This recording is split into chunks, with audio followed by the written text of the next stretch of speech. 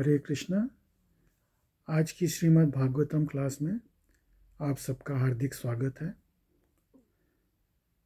कल के सत्र में हमने सुना मत्स्य अवतार और उसके साथ ही कल अष्टमा स्कंद हमारा संपन्न हुआ।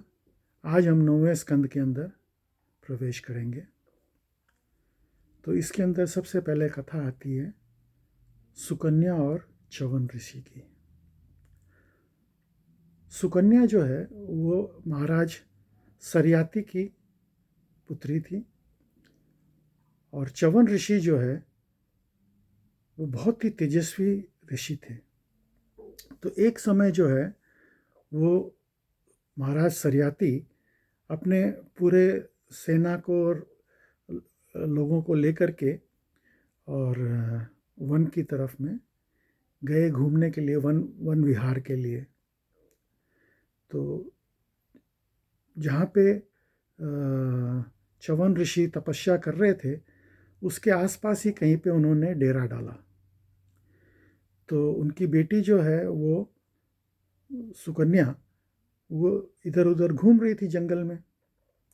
तो जब वो जंगल में घूम रही थी तो उसने एक मट्टी का पहाड़, जैसे वो चींटियों का बनाया हुआ घर जैसा होता है, उस तरीके का उसने देखा। और उसके अंदर उसने देखा कि 2 छेद थे जिसके अंदर से रोशनी निकल रही थी।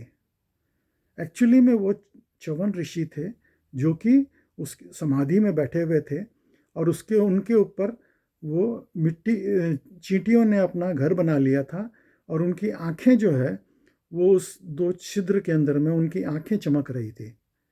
लेकिन सुकन्या उस चीज़ को समझ नहीं पाई और उसने उत्सुकतावश एक डंडी लेकर के उस छेद के अंदर घुसा दिया। उसमें घुसाने से च्यवन ऋषि की दोनों आंखें फूट गई और उसमें से खून निकला। तो जब ऐसा हुआ तो ऋषि की तपस्या भंग हो गई और बहुत वहाँ पे, क्योंकि ऋषि को चोट लगी थी तो वहाँ पे भूचाल आ गया। तो जब भूचाल आ गया तो महाराज समझ गए कि कुछ ना कुछ गड़बड़ हुआ है। पता लगाया तो पता चला कि सुकन्या के कारण ये गलती हुई है कि उसने ऋषि की आंखें जो है वो फोड़ दी है गलती से। तो अब वो क्या करें, ऋषि बेचारे बूढ़े थे और अब आंखें भी नहीं हैं, कमज़ोर भी थे। अब वो कैसे अपना जीविका चलाएंगे, कैसे रहेंगे। तो महाराज सरयाति ने सोचा कि अब ऐसे तो अगर ऋषि अगर हमको श्राप दे देंगे तो हमारा पूरा राज्य डूब जाएगा। तो इससे अच्छा है कि मैं अपनी पुत्री को उनके साथ में विवाह कर दूं ताकि वो उनका देखभाल करेगी। तो इससे क्या है, उसका प्रायश्चित भी हो जाएगा और ऋषि को हम शांत कर पाएंगे। तो महाराज सरयाति ने च्यवन ऋषि के साथ में अपनी पुत्री सुकन्या का विवाह कर दिया। तो विवाह करके महाराज अपने राज्य को वापस लौट गए। सुकन्या जो है वो वहीं पे आश्रम में रहने लगी ऋषि के साथ में और खूब मन लगा करके ऋषि की सेवा करती थी। उनके लिए पूजा का सामग्री इकट्ठा करना, उनके लिए भोजन बनाना, उनको स्नान कराना, उनकी खूब सेवा करती थी। एक बार क्या हुआ, अश्विनी कुमार उधर से जा रहे थे। अश्विनी कुमार जो हैं वो देव वैद्य हैं। ये 2 जुड़वा भाई हैं अश्विनी कुमार। तो वो जब उधर से जा रहे थे तो उन्होंने सुकन्या को ऋषि की सेवा करते हुए देखा। उनको बहुत अच्छा लगा और वो सुकन्या की खूबसूरती पे वो मोहित हो गए। तो उन्होंने सुकन्या को ऑफ़र किया कि हम लोग जो है ये च्यवन ऋषि को ठीक कर देते हैं, इनकी आंखें भी ठीक कर देते हैं, इनको जवान कर देते हैं, लेकिन ऐसा करने के बाद में आप हम दोनों में से किसी एक के साथ में आप विवाह कर लो। लेकिन सुकन्या उसके लिए तैयार नहीं हुई। वो तो एक पतिव्रता लड़की थी, तो बोले कि नहीं, ये तो पॉसिबल नहीं है, मैं तो अपने पति के साथ ही रहूँगी। और तो उन्होंने बोला कि चलो ठीक है, हम लोग आपका एक टेस्ट लेते हैं। तो उन्होंने क्या किया, अश्विनी कुमारों ने, वो च्यवन ऋषि को लेकर के एक तालाब के अंदर डुबकी लगाई उन्होंने। और तीनों जो डुबकी लेकर के जब वापस निकले तो तीनों एक जैसे जवान, एक जैसे, एकदम आइडेंटिकल तीनों लगने लगे। तो वो उन्होंने बोला कि अब तुम पहचान लो कि इसमें से तुम्हारा पति कौन है। अगर तुम पहचान लो कि इसमें तुम्हारा पति कौन है तो तुमको तुम्हारा पति मिल जाएगा। तो सुकन्या जो है वो अपने पतिव्रत धर्म के ताकत पे तुरंत पहचान गई कि ये मेरे पति हैं। और इससे जो है वो अश्विनी कुमार बहुत प्रसन्न हुए और उन्होंने च्यवन ऋषि को उसको सुकन्या को सौंप दिया। और च्यवन ऋषि भी अब स्वस्थ होकर के, जवान होकर के, उनको बहुत अच्छा लगा। तो उन्होंने भी ये अश्विनी कुमारों को वरदान दिया कि आप लोगों को जो देवताओं का जो सोमरस वितरण होता है उसके अंदर आप लोगों को भाग मिलेगा। पहले एक बार कोई देव सभा के अंदर में ये सोमरस के वितरण से उनको वंचित कर दिया गया था। तो च्यवन ऋषि के आशीर्वाद से उनको आगे के लिए उनको उसके अंदर भाग मिलना। और इसी तरह से सुकन्या का पतिव्रत धर्म के कारण आप सोचो कि उसने अपने बीमार बूढ़े पति को जवान कर लिया और एकदम स्वस्थ कर दिया। तो पतिव्रत धर्म निभाना कितना इम्पोर्टेंट है अपने जीवन में। आदमी, कोई भी स्त्री कुछ भी पा सकती है, पतिव्रत धर्म खाली निभाने मात्र से कुछ भी पा सकती है। ये हम सुकन्या के एग्जाम्पल से हम देखते हैं। इसके बाद में कथा आती है कि महाराज रेवत की कथा में ऐसा है कि उनकी पुत्री थी, उनका नाम था रेवती। रेवत महाराज जो है वो कुशस्थली नाम के एक राज्य के राजा थे। और उनका दूसरा नाम कुकुडमी भी था, जो कि ये कुशस्थली जो है ये द्वारका के आसपास में ही एक राज्य हुआ करता था। तो बहुत पावरफुल राजा हुआ करते थे कुकुडमी। और उनकी जो बेटी थी रेवती बहुत ही सुंदर और बहुत ही सुशील लड़की थी। तो महाराज कुकुडमी ने, महाराज रेवत ने, दोनों, उनका ही दोनों नाम हैं, तो उन्होंने सोचा कि मैं ब्रह्मदेव के पास जाता हूँ और ब्रह्मदेव से ही पूछूंगा कि भाई आप रेवती के लायक कोई लड़का बताइए। तो वो अपनी बेटी को लेकर के और ब्रह्मलोक में गए। अब ब्रह्मलोक में जब वो गए तो ब्रह्मा जी कोई एक कॉन्सर्ट हो रहा था, वो देख रहे थे गंधर्वों का। तो ये भी महाराज भी बैठ गए वहाँ पे देखने के लिए और उसमें काफ़ी समय निकल गया। अभी धरती के कैलकुलेशन के हिसाब से तो कितने युग निकल गए, क्योंकि जैसे हम लोग ने वो ब्रह्म विमोहन लीला में हमने सुना कि ब्रह्मा जी ने गाय बछड़ों को चुरा लिया और चुरा करके उनको एक कंदरा में बंद करके और 1 सेकंड के लिए इधर आए और वापस गए। तब तक तो इंडिया, ये भारत में, यहाँ पे इस पृथ्वी के ऊपर 1 साल निकल गया था। तो आप सोचो ब्रह्मलोक का 1 सेकंड यहाँ पे 1 साल के बराबर है। तो वहाँ पे कंसर्ट के अंदर कितना समय लगा, उसके अंदर तो यहाँ पे कितने युग निकल गए हैं। तो जब वो कंसर्ट ख़त्म हुआ तो ब्रह्मा जी ने पूछा महाराज रेवत से कि भाई क्या बात है, आप कैसे पधारे आप यहाँ पे।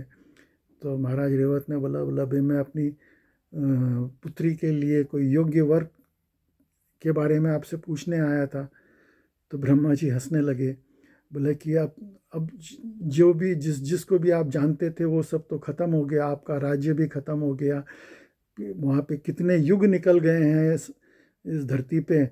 तो आप खैर आप आए हो यहाँ तक, तो आपकी पुत्री के लिए एक योग्य वर बताना मेरा धर्म है।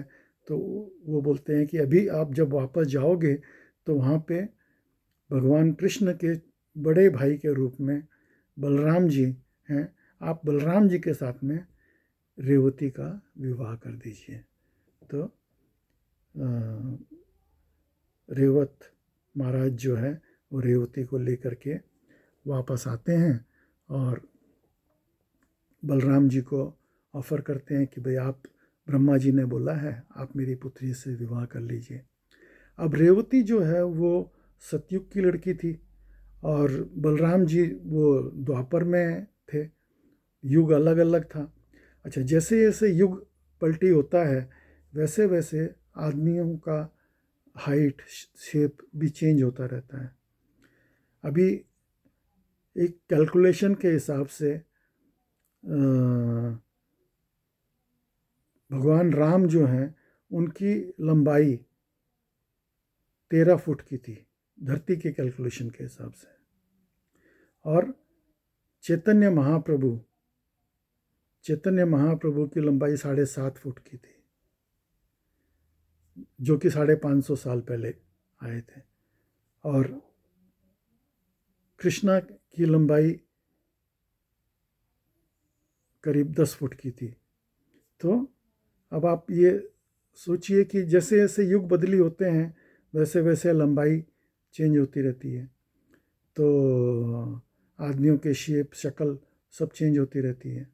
तो बलराम जी ने क्या किया, अपने हल से, बलराम जी के पास में हल और मूसल उनके पास रहता है, तो अपने हल से और रेवती के कंधे पे रख करके उनको खींचा और खींच करके थोड़ा छोटा कर दिया, अपने साइज़ के हिसाब से कर दिया, और फिर उसके बाद में उनके साथ में विवाह कर लिया।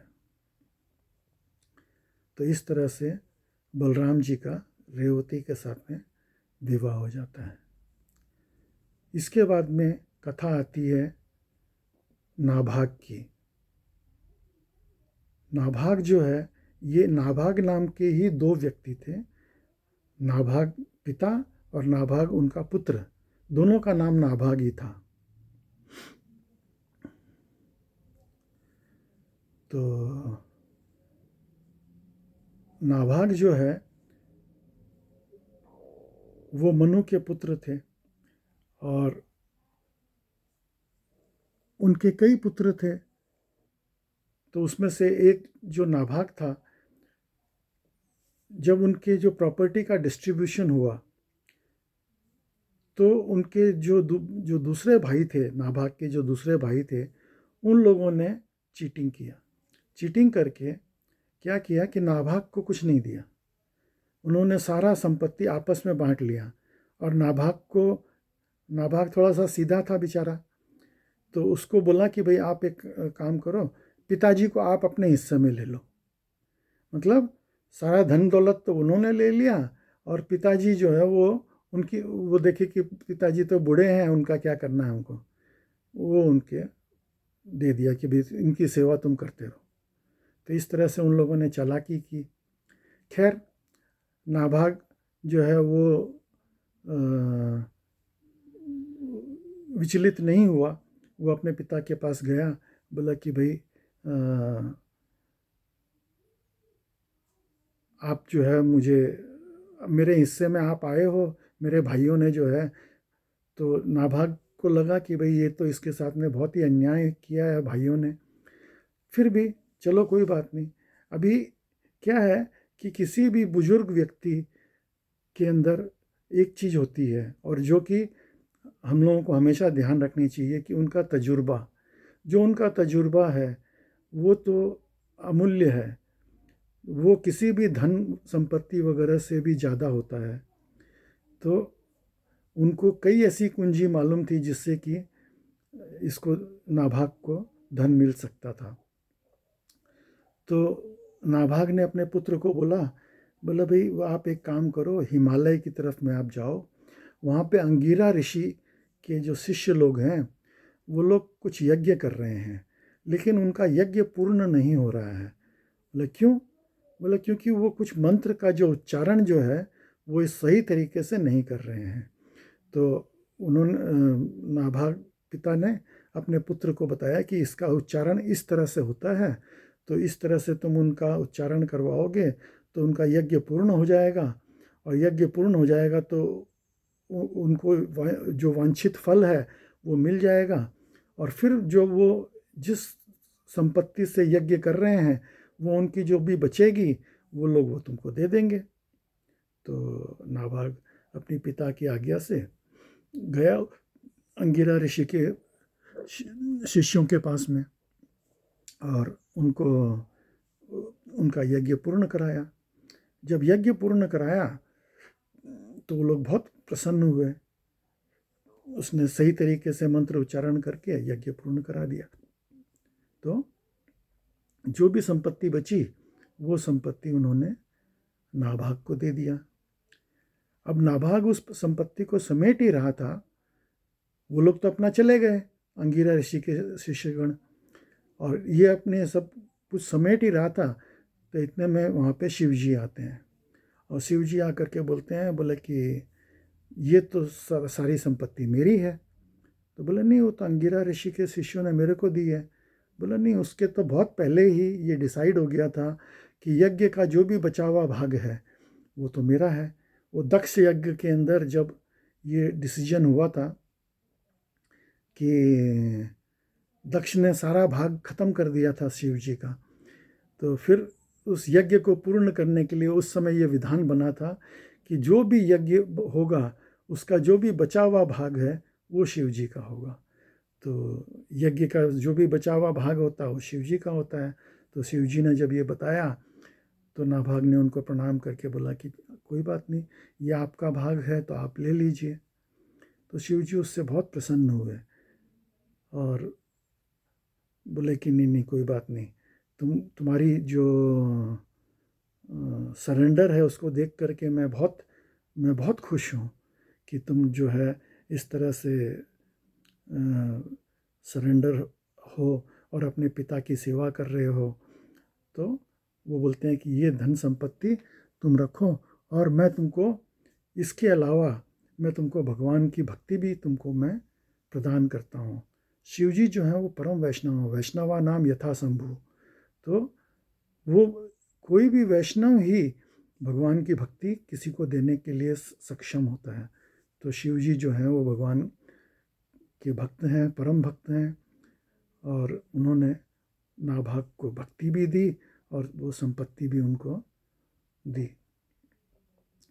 तो इससे हमको ये सीखने को मिलता है कि हमारी दीनता, हीनता और सरेंडर और भक्ति भगवान के लिए, उसके कारण हमको जो है इतनी कृपा मिलती है बड़ों से, तो उससे जो है उसकी कोई बराबरी नहीं हो सकती है। कोई भी धन संपत्ति उसकी बराबरी नहीं कर सकता है। अगर हमको बड़ों की कृपा आशीर्वाद मिल जाए, इससे बढ़ कर के और कुछ नहीं चाहिए। और यही हमारा सबसे बड़ा धन है। असली जो हमारा जो धन है वो है पिता का आशीर्वाद